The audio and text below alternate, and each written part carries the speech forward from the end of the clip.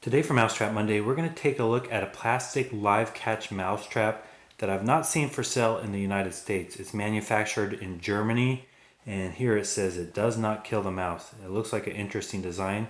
It's labeled as TRIXIE. So let's take the TRIXIE out of the box and see how it works.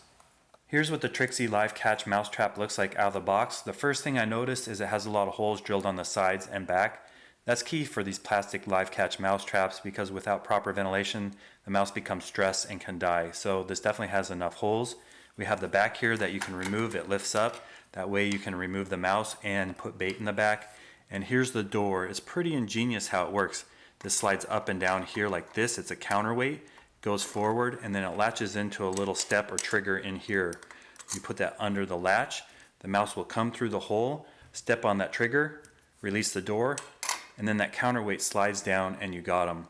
I'm curious how this works, so let's go get the pet mice and test it out.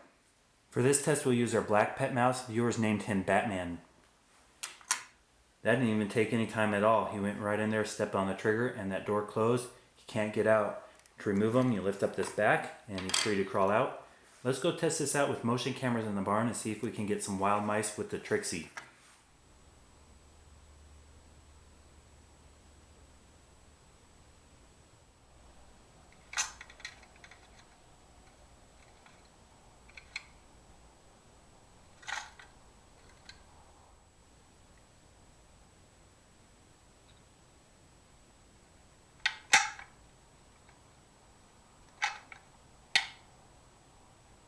Last night we tested out the TRIXIE mousetrap. It didn't take long. A mouse went in there, stepped on the little pad, and that door went down and we got him. To release the mouse, you lift up this door, pull it back, and there he goes. The German engineering on this trap works really well, and it's a good trap, the TRIXIE.